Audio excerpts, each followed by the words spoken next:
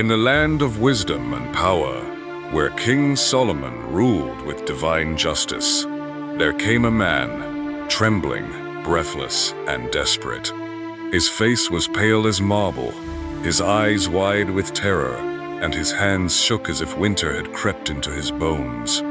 Across the polished floor of the great hall he staggered, his footsteps faltering beneath vaulted ceilings of cedar and gold, until he felt prostrate at the feet of the mighty king. Solomon, seated upon his throne of gold and ivory, draped in robes woven with threads of starlight, gazed down at the man with calm and piercing eyes.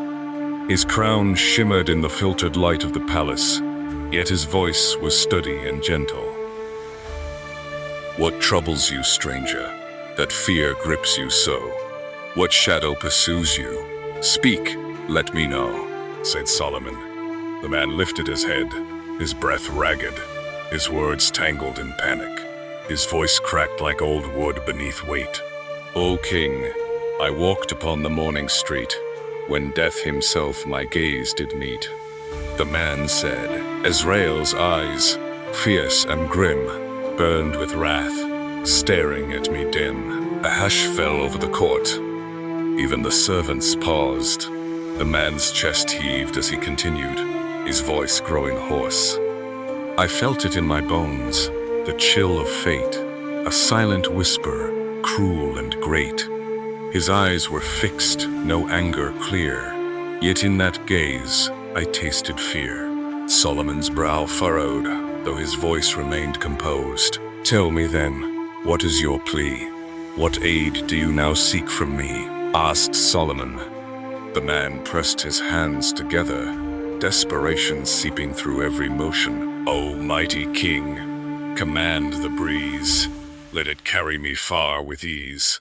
Send me swift to Hindustan's land, perhaps from death's grip I'll slip my hand." Solomon studied the man with a gaze deep as the ocean, knowing well the ways of fate. But compassion stirred in his heart. With but a gesture, he summoned the east wind, and the man vanished like a leaf in flight. The winds bore him across deserts and rivers, over mountains and valleys, until he reached the bustling lands of Hindustan, where spices hung in the air and colors danced in every street. Some minutes later, when the hall had grown quiet again, Solomon turned to the angel of death, who had stood silently at a distance, his form tall and solemn. "O angel of death, tell me true, why did your gaze stir such fear anew? What wrath had filled your sight so grim, that sent that man to flee from him?" asked Solomon. Azrael stepped forward, his face as still as stone, his voice like the wind between ruins. "O king, you know my task divine, but wrath was never truly mine," said Azrael.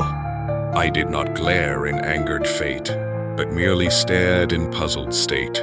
For fate had set, by God's command, his final breath in Sindhu's land. And when I saw him near your throne, I wondered how he'd reach his own.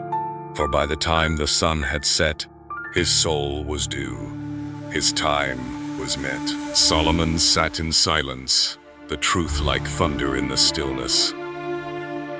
The man had fled from death, yet in doing so, had raced into its arms. What he feared had not chased him, it had waited. In trying to escape, he had unknowingly obeyed the very design he sought to avoid. And so, it is with all who try to outrun fate. Where can one hide from what is written?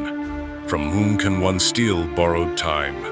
For fate does not chase, it waits.